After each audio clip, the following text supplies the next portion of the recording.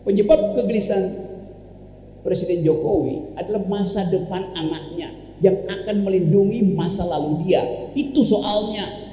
Kalau Presiden Jokowi mengerti bahwa sumber kegelisahan dia adalah masa depan Gibran, maka dia harus bilang aja, saya batalkan semua ambisi saya untuk menghasilkan Gibran sebagai penerus dari sindrom kekuasaan saya.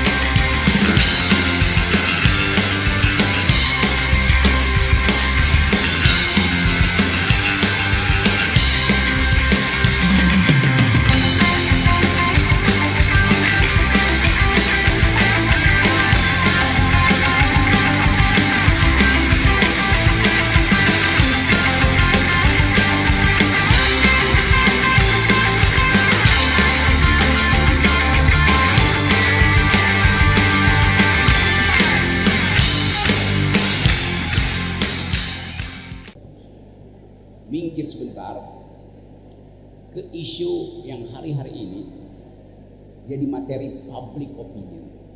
Tadi saya mulai dengan semacam teori bahwa instabilitas bisa terjadi kalau public relation lebih kuat daripada public opinion. Karena itu artinya ada pemalsuan di dalam membaca kegelisahan publik. Saya coba hubungkan antara kegelisahan Presiden Jokowi dengan kondisi yang memungkinkan dia secara psikologis akan makin tertekan. Tadi saya mulai dengan niat restoratif justice selalu di dalam upaya untuk menghasilkan ketenangan batin di antara pihak yang berseteru. Itu filosofinya. Kata dasar restoratif hanya restore, kembalikan, masukkan kembali di dalam harmoni. Itu namanya restoratif. Sekarang harmonis gak bangsa ini setelah restoratif justice? Makin gila kontradiksinya, polarisasi makin gila. Pak Jokowi baca statement di handphone, lihat ILC, dia garuk-garuk kepala lagi tuh. Aduh, kok masih begitu ya?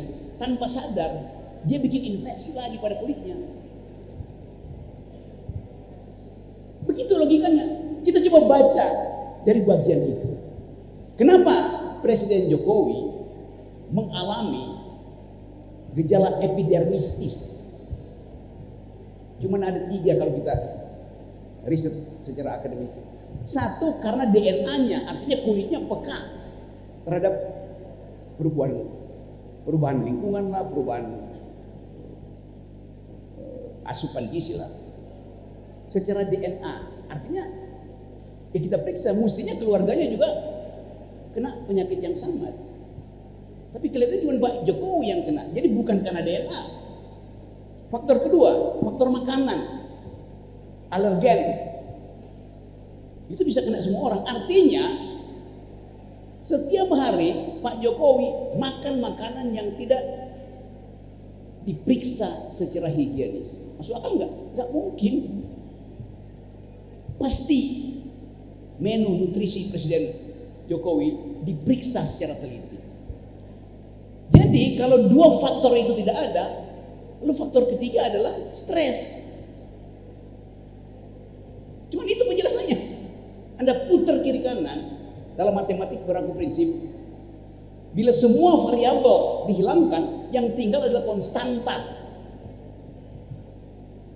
Stres adalah konstanta dia. Kenapa beliau stres? Karena gejala post power syndrome yang dihadapi oleh banyak pemimpin. Ketagihan 10 tahun kekuasaan tiba-tiba berbalik, dia dituding ijazahnya palsu, stresnya minta ampun itu. Anda bayangkan, dari kenikmatan kekuasaan tiba-tiba terpuruk jadi pesakitan secara politik. Saya bisa bayangkan itu, kesakitan batin itu. Dalam psikologi namanya pain of desire. Sakit karena banyak ambisi. Jadi kalau Anda punya banyak ambisi dan Anda tidak punya fasilitas untuk menjadikan ambisi itu rasional, Anda pasti kena pain of desire. Post power syndrome ada pada Pak Harto, sebagian pada Pak Habibie, tidak seluruhnya. Gus Dur nggak pernah punya post power syndrome karena berkuasanya cuma 2 tahun, 18 bulan. Orang yang berkuasa 10 tahun ketagihan kekuasaan, itu namanya post power syndrome. Bagaimana memulihkan post power syndrome? Gampang. Bring power back into his mentality. Kembalikan powernya pada dia.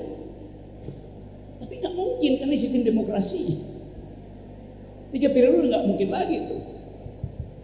Jadi Presiden Jokowi ada di dalam masalah psikologis.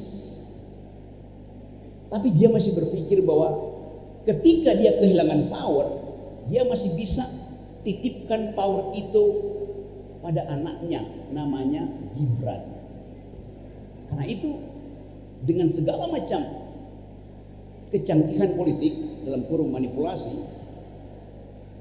loloslah Gibran jadi wakil presiden. Tapi dengan harapan bahwa kekuasaan wakil presiden terbatas, harusnya Gibran tiba di 2009 menggantikan Prabowo.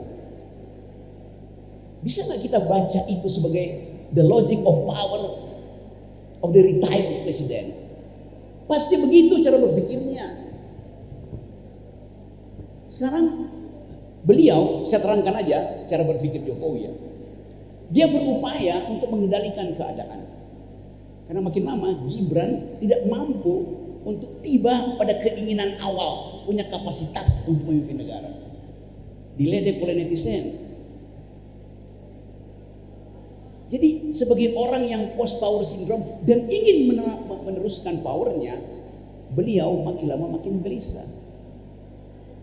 Apa yang terjadi? Sewa buzzer untuk promote Gibran, sewa buzzer untuk promote PSI. Tindakan yang benar dari presiden. Kesalahan dia adalah menyewa buzzer-buzzer yang ketagihan amplop. Itu kesalahan Jokowi pertama. Buzzer nggak mau Jokowi sehat. Sebab kalau Jokowi sehat, buzzer kehilangan kerjaan. Saya mau buka logika itu. Memang mereka nggak ngaku, tapi bayangkan kalau terjadi tacit agreement, perjanjian diam-diam antara Roy Surya, Tifa, siapa lagi itu, Rismond, mengikuti dalil restoratif justice, selesai perkara. Selesai perkara artinya buzzer dompetnya kering lagi.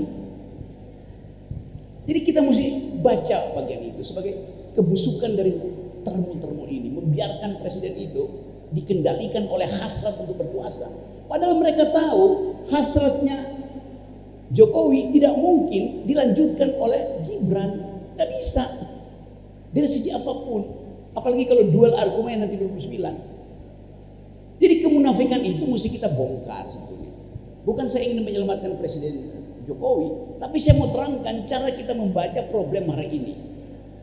Jadi peristiwa yang menggemparkan itu, restoratif justice, justru membuat presiden tidak gembira. Yang gembira termul, udah ada restoratif justice. Loh, dia nggak ngerti restoratif justice artinya membuat batin presiden restore. Sekarang nggak mungkin dia restore karena kasusnya dibuka lagi. Si ini dapat sekian, si ini pengen di rumah, si ini dapat. Akibatnya Jokowi setiap kali lihat videos, buka TV, loh kok nggak ada yang restore. Sementara yang mesti store terus pada termul. Jadi kita lihat dari perspektif itu soal ini. Apa yang bisa dilakukan sebetulnya? Gampang. Penyebab kegelisahan Presiden penyebab kegelisahan Presiden Jokowi adalah masa depan anaknya yang akan melindungi masa lalu dia. Itu soalnya.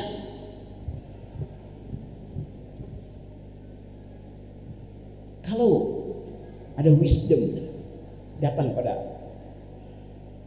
Presiden Jokowi, dia paham bahwa penyebab gejala alergi epidermis yang sifatnya dihasilkan oleh kegagalan kestabilan psikologi, disebabkan oleh setiap hari dia masih lihat sosial media, dibuang aja sosial medianya, selesai.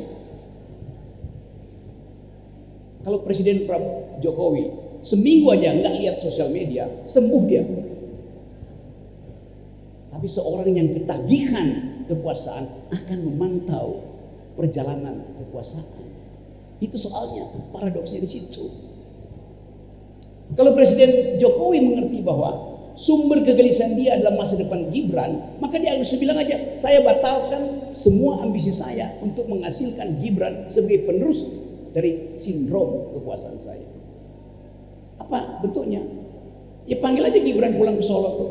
Kamu anak saya, tidak lagi saya tugaskan karena saya membadimu dengan akibat saya mengalami depresi psikologis. Gampang solusinya. Atau Gibran melihat, mendengarkan forum ini dan Gibran paham bahwa penyebab sakit bapaknya itu adalah dia. Lalu dia bilang, teman-teman Sangga Buana, kasih saya kesempatan untuk bicara. Dari Sangga Buana, saya Gibran, Wakil Presiden, mengatakan demi kesehatan ayah saya dan kesehatan restoratif justice, saya mengundurkan diri sebagai Wakil Presiden. Selesai problem. Mesti ada kemampuan kita menyodorkan alternatif. Itu soalnya. Saya terangkan itu dalam upaya untuk memaksimalkan argumen itu. Nurin Gibran gampang. Perlu 25 orang dibikin pansus di DPR, udah di-impeach saja. Tapi begitu dia di-impeach, gejala psikosomatik Jokowi bertambah lagi, kasihan. Jadi saya balik pada tema hari ini. Kita membayangkan masa depan di mana peradaban demokrasi dihasilkan karena percakapan akademis. Nah, kesempatan ini terbuka bagi kita. Kita coba lihat tahap berikutnya. Kemana demokrasi ini diarahkan? Kalau kondisi politik masih berbasis pada public relation. Saya ambil tema itu karena banyak tema lain yang udah obsolete, kita buang. Jadi selama public relation tidak menghormati public opinion, maka akan ada penggalian public opinion. Dengan kata lain, pemerintah akan ubah arah public opinion supaya sesuai dengan arah public relation. Ambisinya begitu. Pertanyaannya, bisa enggak semua kita pegang HP, semua kita bisa menghasilkan public opinion sendiri, dibaca oleh sistem internasional.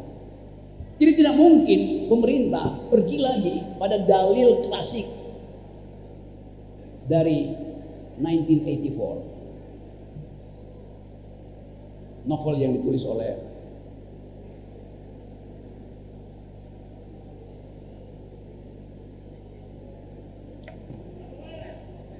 George Orwell, yang kalimat awalnya the big brother is watching you. Gak bisa, karena big brother itu pecah, dia tidak lagi utuh. Karena sistem demokrasi akan menuntut tidak boleh ada lagi big brother yang seolah paham semua hal. Jadi kawan-kawan di Sangga Buana, kita coba hasilkan kembali diskurs yang memungkinkan kita percaya bahwa riset akademis bisa dipakai untuk menghasilkan demokrasi yang bermutu. Saya akhirnya dipanggil sebagai saksi ahli dan saya jelaskan bahwa saya memeriksa dengan cara menganalisis isi buku Dr. Tifa dan saya ambil kesimpulan bahwa seluruh prosedur metodologis untuk menghasilkan kesimpulan sesuai dengan parameter-parameter akademis. Lalu orang mulai marah, caci maki saya.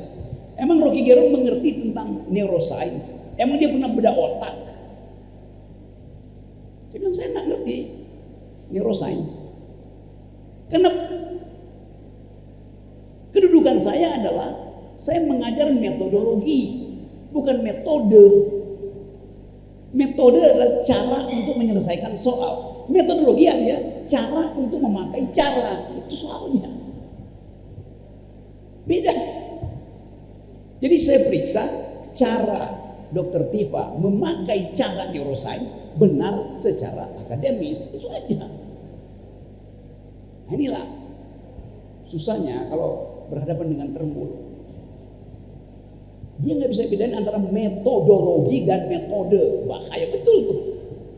Jadi sekali lagi teman-teman, kita ambil risiko bahwa kita ucapkan dari kampus supaya orang datang memaki-maki saya, memaki-maki Refli, memaki-maki kita semua di kampus, jangan maki-maki di sosial media, nggak ada gunanya. Jadi perhatikan betul bahwa kampus didesain untuk menghasilkan pikiran alternatif. Apakah kampus didesain untuk mengucapkan kebebasan berpikir? Iya. Apa itu kebebasan berpikir? Ucapkan yang ada di otakmu. Bukan. Kebebasan berpikir artinya mengucapkan sesuatu yang tidak disukai oleh pemerintah. Itu namanya kebebasan berpikir.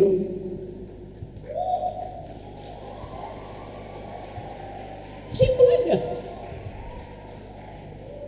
Hanya bila Anda bebas untuk mengucapkan ketidaksukaan Anda pada pikiran pemerintah, di situ nilai utama dari kebebasan berpikir. Sekarang kita mulai lihat keraguan-raguan. Para dosen, para profesor, guru besar, ragu-ragu untuk merumuskan Indonesia sekarang ada di dalam titik apa. Padahal kampus butuh kepastian itu untuk diuji secara metodologi. Jadi begitu banyak dosen yang menunggu keterangan dari netizen terbalik-balik. Suara netizen sekarang adalah suara asli demokrasi. Jadi kalau akademisi menunggu pikiran netizen, artinya dia tidak punya dalil untuk menuntun negeri ini. Suara netizen bisa membatalkan suara presiden, karena komposisi suara netizen dihasilkan oleh pengetahuan otentik tentang gejala pertama di masyarakat. Jadi tinggal teman-teman pilih masa depan itu dihasilkan oleh kecemasan atau dihasilkan oleh determinasi. Determinasi akademis artinya mengatakan tidak pada pikiran kekuasaan. Hanya dengan cara itu kita bisa mengembalikan kemuliaan kita berdemokrasi. Saya ingin dikutip sekali lagi bahwa kebebasan berpikir artinya kebebasan untuk mempersoalkan pikiran kekuasaan. Itu.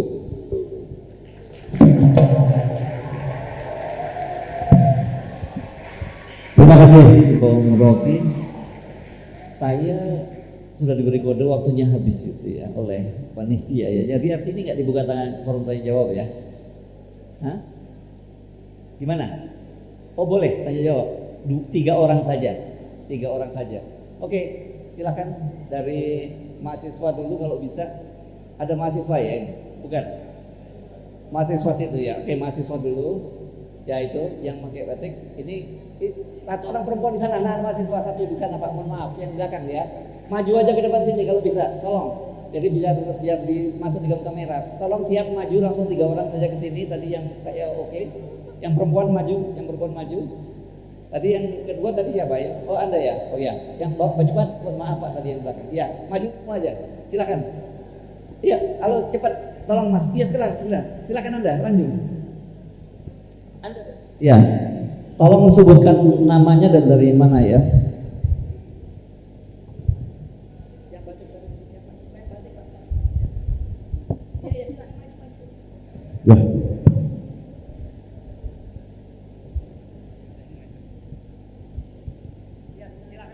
Ya, Bismillah, Nepangkur dan perkenalkan saya Gemma Purnama Ramadan dari jurusan Ilmu Komunikasi dan Fakultas Ilmu Sosial dan Ilmu Politik. Mungkin karena mempersingkat waktu langsung saja ke pertanyaannya. Jadi tentang Indonesia Emas 2045, menurut pandangan bapak-bapak secara pemateri gitu, dengan adanya program makanan bergizi gratis hari ini yang terus berjalan gitu, apakah upaya pemerintah Indonesia itu untuk menjadi framing atau bahwasanya masyarakat Indonesia diberi makan gratis itu hanya menjadi cukup saja. Sementara masih di luar sana masih banyak pendidikannya yang kurang cukup. Terus masih banyak anak-anak yang setelah lulus SMA dan masih banyak anak-anak SD yang masih terbengkalai gitu di jalan-jalan. Poinnya. Dan itu tidak bisa memberikan pendidikan yang cukup gitu. Dan sedangkan hak pendidikan hari ini belum terpenuhi oleh seluruh masyarakat Indonesia. Satu tapi saja ada kutipan dulu sedikit. Ada kutipan dari salah satu akademisi dan tokoh politik yang dimana nggak usah pakai kutipan ya, Anda kan ajukan pertanyaan karena ini ternyata saya dikasih kuota 3, tapi yang maju 5 orang. Tapi saya berikan waktu Anda, tapi semua pendek-pendek saja pertanyaan ya. Silakan, yang perempuan dulu. Terima kasih atas kesempatannya. Perkenalkan, nama saya Sabrina Nur Fitria Hidayat dari Fakultas Teknik, Prodi Teknik Sipil. Jadi, saya ingin menanyakan tentang Indonesia yang bergabung pada organisasi yang dipimpin oleh Donald Trump, yaitu Board of Peace. Board of Peace ya. Langsung saja ke pertanyaannya, Bapak. Oke. Mengapa beberapa negara yang bergabung itu? Ayo, kenapa?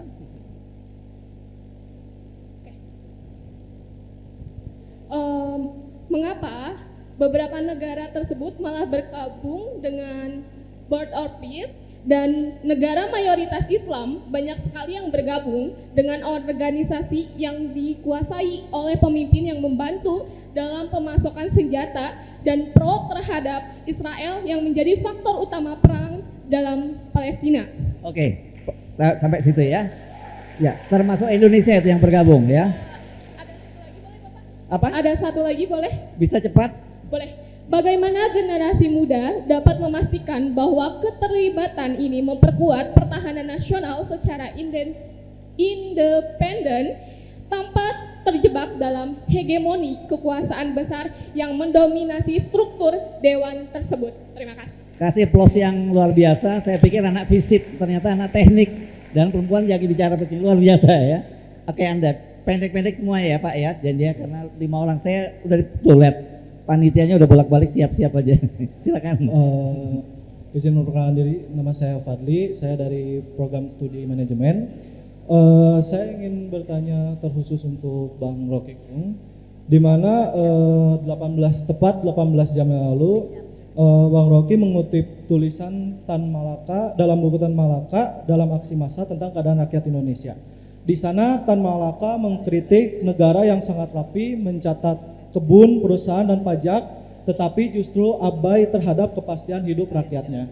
Pertanyaan saya kepada Bang Rocky, apakah kritik Tan Malaka ini masih relevan dengan kondisi Indonesia hari ini, di mana negara terlihat sangat modern, penuh data statistik dan prosedur, tapi ketimpangan dan penderitaan rakyatnya tetap terasa? Itu saja. Terima kasih, Pak Wali. Silakan yang Anda batik ya. Baik.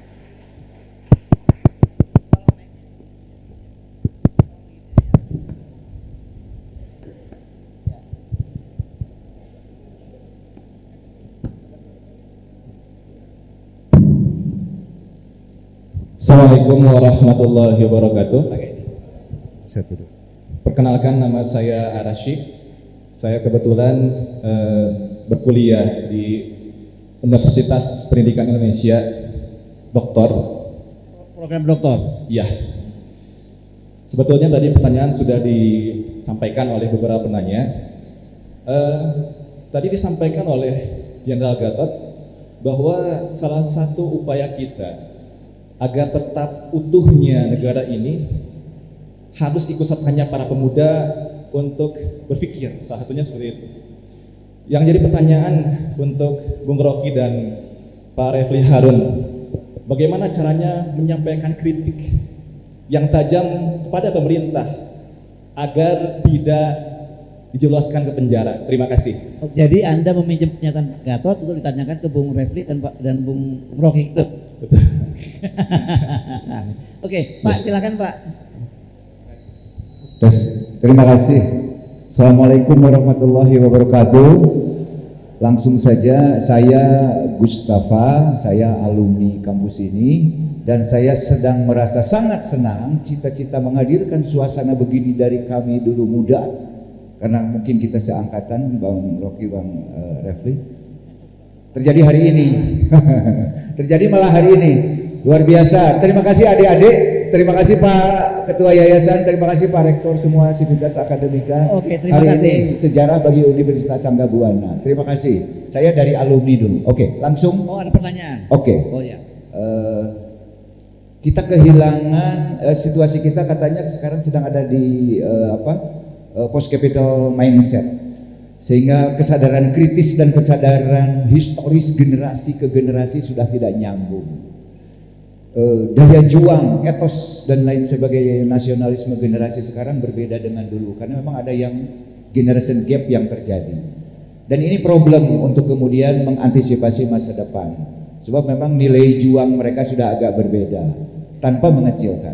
Maksud saya, satu, memelihara terjadinya kesadaran kritis historis bagi generasi semua ini. Mari kita lihat betapa kasihannya demo Agustus kemarin, juga hasilnya apa.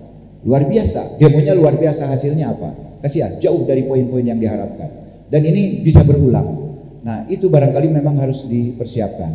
Terakhir saja diringkas, kalau sulit-sulit begini berdasar data apa segala macam, apa tidak lebih mendekat ke revolusi kita ini untuk penyelesaiannya? Apakah dekat-dekat ke revolusi kira-kira penyelesaiannya ketika kusut bagus gitu kan? Oke, terima kasih. Terima kasih, cukup. Assalamualaikum warahmatullahi wabarakatuh. Waalaikumsalam warahmatullahi wabarakatuh. Ini luar biasa, silakan kembali. Tadi ada alumni yang sengaja datang kembali ke kampus, luar biasa. Cuman saya mau saya ralat sedikit. Tadi kan saya sudah menyatakan, saya memberikan clue ulang tahunnya Bung Refli itu Bung Refli lahir tahun 1970. Saya nggak tahu Anda menghina Bung Rocky atau Bung Refli karena menyatakan satu angkatan, ini nggak satu generasi ya. Enggak, biar saya agak lebih muda. Oke, lebih muda ya. Oke ya, jadi Bung Refli pun bukan satu angkatan dengan saya, beliau jauh lebih muda tapi lebih hebat gitu ya. Oke, silakan. Ada yang mau Pak Gatot menanggapi? Oke, Bung Refli satu pertanyaan, yang lain kelihatannya tadi Bung Rocky ya.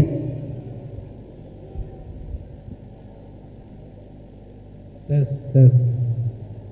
Jadi kita serahkan ke Bung Rocky untuk solving all the problem ya. Jadi saya cuma mengungkapkan satu hal saja, soal yang terkait dengan mengkritik tapi tidak dijebloskan ke penjara. Itu sebenarnya pertanyaan tidak enak, cuma penting juga tips itu diketahui oleh kawan-kawan semua, agar kemudian sebagai akademisi, sebagai kritikus tidak khawatir untuk menyampaikan sesuatu di ruang publik.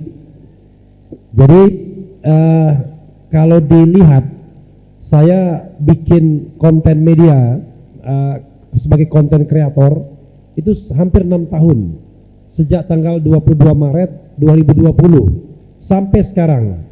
Kira-kira sudah ada 13-14 ribu konten yang saya bikin. Jadi kalau misalnya persentase dilaporkan kecil sekali, bahkan hampir tidak ada. Kalau pernah mau dijebloskan ke penjara, hampir juga. Tapi kemudian dengan hal-hal tertentu kita bisa menghindar. One day Pak Gatot telepon saya, atau saya telepon Pak Gatot pada waktu itu. Kebetulan kata Pak Gatot, udah pergi dulu malam ini. Kemana pokoknya, matikan handphone dan lain sebagainya, karena operasinya akan malam ini. Kalau sudah ketangkap, itu nggak akan bisa keluar lagi. Jadi saya kabur dulu sebentar, besoknya balik lagi. Jadi ada hal-hal teknis, ada hal-hal yang substantif sesungguhnya. Tetapi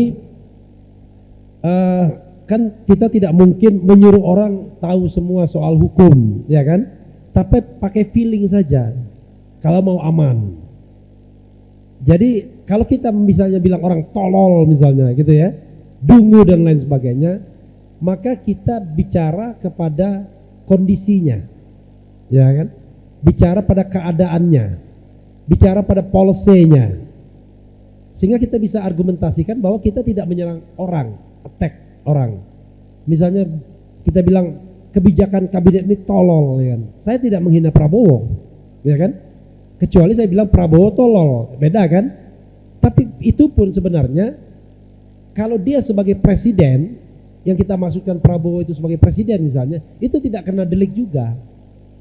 Karena yang namanya presiden, pejabat publik, institusi negara, organisasi adalah benda mati.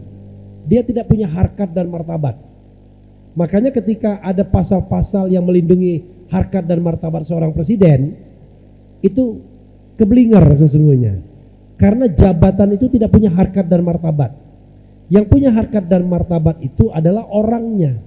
Dan orangnya itu melekat mulai dari hidup, mulai dari lahir sampai mati.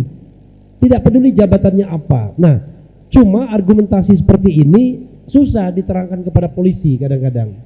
Gak ada. Jadi kalau kita mengkritik presiden, mengatakan presiden itu bodoh, presiden itu tolol dan lain sebagainya, harusnya tidak apa-apa. Karena itu adalah sebuah jabatan, dia benda mati, tidak punya harkat dan martabat. Tapi kalau kita attack orangnya, lain persoalan, ya kan? Tetapi itu pun masih dibatasi. Orangnya kita attack, tetapi sebagai apa dia? Kalau dia sebagai pejabat, nggak bisa juga. Saya tidak pernah misalnya mengkritik Jokowi, ini mohon maaf, mukanya ganteng atau tidak, badannya kurus atau gemuk, rambutnya ikal atau tidak, karena itu urusan yang sifatnya private, personal. Tapi kalau kita katakan Jokowi otoriter, ya selama 10 tahun, ijazah Jokowi palsu misalnya, itu bukan serangan pada personal, itu serangan kepada perilaku atau tindakan.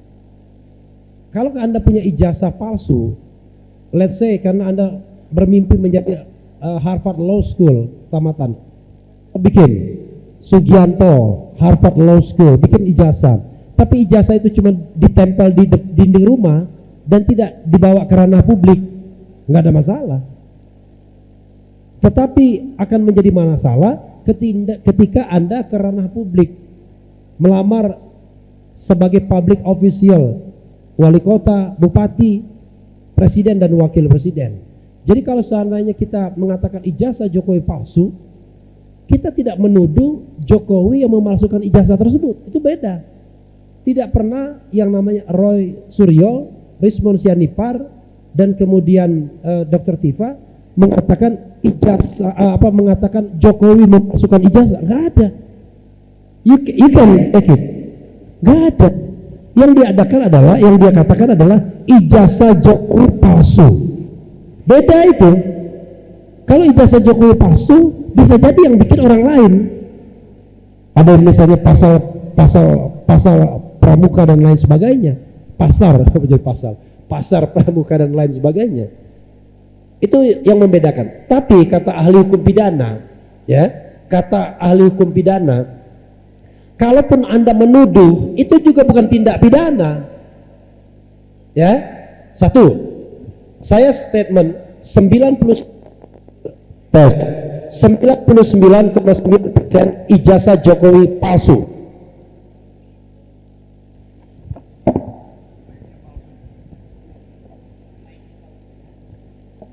Ini antara mic sama baterainya yang palsu. Jadi kalau saya membuat statement 99,9% ijazah Jokowi palsu, tidak bisa dipidanakan harusnya. Kenapa? Karena itu yang namanya opini, pendapat. Kalau pendapat itu didasarkan pada sebuah research, pada sebuah landasan keahlian, maka kita bisa mengatakan sebagai expert opinion. Expert opinion itu nggak bisa dipidanakan. Karena itu seorang expert itu mendapatkan panggung yang luar biasa. Analisis Rocky belum tentu benar juga, tapi nggak bisa kemudian dia dipidanakan karena memberikan sebuah opinion, expert opinion. 2 menit lagi katanya. Oke, sebelum 1 menit saya sudah selesai. Nah, karena itu nggak ada landasan untuk mempidanakan RRT. Tetapi kata seorang ahli pidana, kalaupun dia menuduh bahwa Jokowi memalsukan ijazah, itu juga bukan tindak pidana, bukan juga pencemaran nama baik, tetapi sesuatu yang justru harus dibuktikan. Karena yang ditanya itu adalah kepala negara atau kepala pemerintahan. Jadi apapun kritik rakyat, kepada kepala negara dan kepala pemerintah kan sudah dari dulu. Maka itu harus dijawab. Salahnya sendiri kenapa memilih menjadi public official. Semakin Anda tinggi jabatannya, maka room private Anda semakin kecil. Itu hukumnya. Jadi kalau Anda misalnya tidak mau diutak-atik soal seperti itu, apalagi ini soal publik.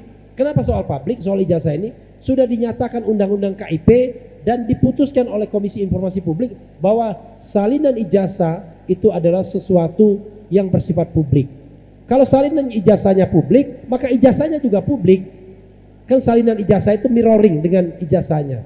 Karena itu, cobalah kita belajar kampus bersuara. Mana dari Fakultas Hukumnya? Halo, dari Fakultas Hukumnya mana? Ada nggak? Nggak ada ya Fakultas Hukumnya? Nggak ada ya?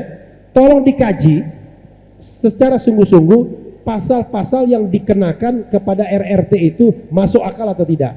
Dan yang kedua, buat Pak Rektor sama Pak Ketua Yayasan, tolong bikin diskusi buku Jokowi's White Paper itu, karena banyak sekali kampus di Republik Indonesia ini menolak, termasuk kampus-kampus besar seperti UGM menolak, bahkan tidak hanya diskusi, launching pun ditolak. Tapi kita lihat bahwa Sangga Buana jauh lebih berani, sanggup gema, bukan hanya bercerita. Jadi Sangga Buana sanggup menggema, bukan hanya bercerita. Wabillahi taufiq wal hidayah. Wassalamualaikum warahmatullahi wabarakatuh. Hidup Sangga Buana.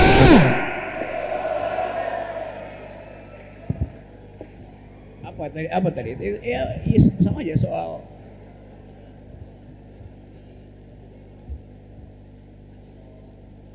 Oke, saya nggak tahu itu kutipan apa.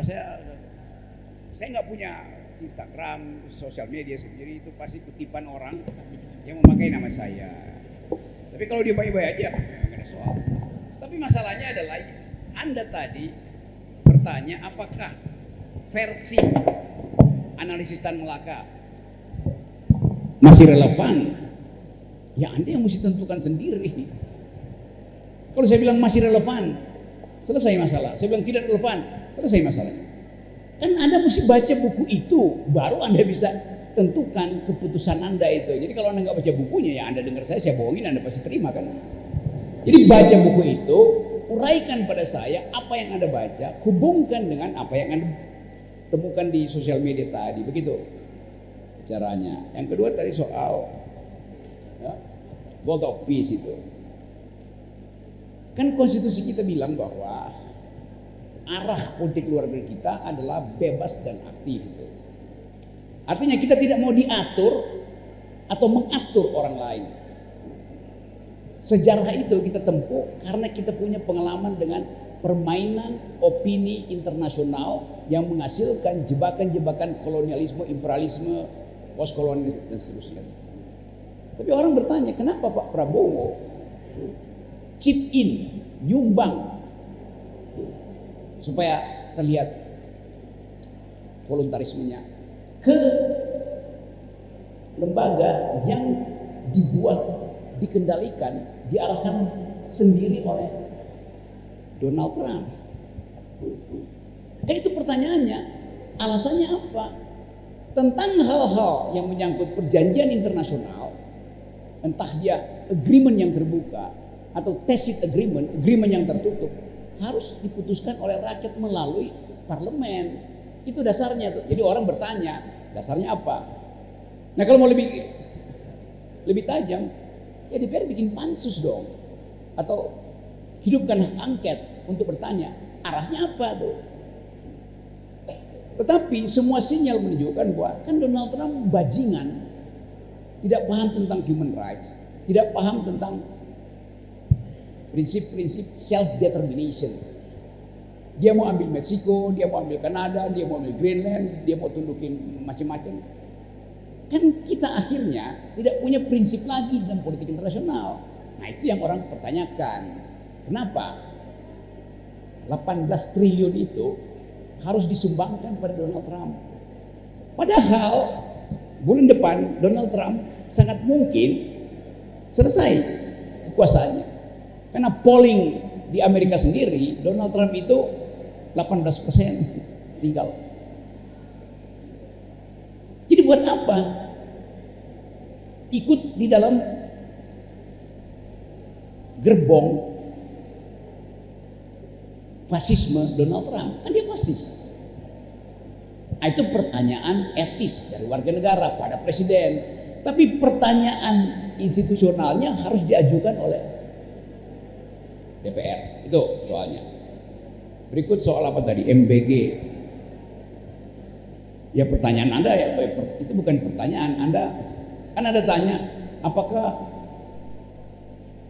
etis kalau anggaran pendidikan yang masih dibutuhkan dipindahkan ke MBG? Ya, Anda bisa jawab dong.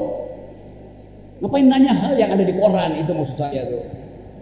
Jadi mahasiswa juga tolong bertanya sesuatu yang substansial. Semua itu orang bahas kok. Nah, saya mulai duga Anda mempersiapkan pertanyaan untuk mengantisipasi ceramah saya. Padahal semua hal saya udah jawab tadi itu. Jadi sekali lagi yang terakhir soal kritik ijazah itu. Yang dikritik bukan ijazah Jokowi, tapi ijazah yang dia bawa untuk mendaftar jadi presiden. Itu soalnya tuh. Ijazah itu kan dia pakai untuk mendaftar ke sebuah lembaga publik, maka publik berhak tahu. Kalau Jokowi bikin ijazahnya sendiri, dia cetak di pasar Pramuka kayak di pasar saham atau di pasar apa aja, nggak ada orang yang peduli. Itu cuma soal moral dia kan. Tetapi ketika dia pakai ijazah itu untuk dijadikan alasan administratif, maka terbuka yang disebut tadi public opinion. Kalau sudah public relation silahkan Pak Jokowi bilang ini saya punya yang asli, iya. Tetapi di situ tidak ada delik. Kenapa? Karena yang bertanya adalah warga negara bertanya pada kepala negara. Pak Kepala Negara, saya curiga ijazahmu itu asli apa palsu. Nah, salahnya Roy CS dia bertanya, mana ijazah aslimu? Mestinya dia bilang, mana ijazah palsumu? Itu lebih masuk akal sebetulnya. Salah bertanya. Tapi oke, kita anggap bahwa seandainya Jokowi dasar ketersinggungannya apa? Itu intinya. Sekasar-kasarnya uraian Resmond, Roy, Tifa itu bukan pada Jokowi ansih, tapi pada kedudukan dia sebagai presiden. Tapi dia kan sekarang bukan presiden lagi. Loh, yang dipersoalan ketika dia masih presiden itu. Jangan hina dia. Tidak dihina. Jadi tidak boleh benda itu merasa terhina. Presiden adalah benda, bukan orang. The thing. Dia tidak punya personae. Dia itu barang. Masa barang terhina? Jokowi sebagai kepala negara bukan orang, dia barang. Dia menjadi orang ketika jadi kepala keluarga. Bedanya di situ. Itu distingsinya mesti jelas tuh.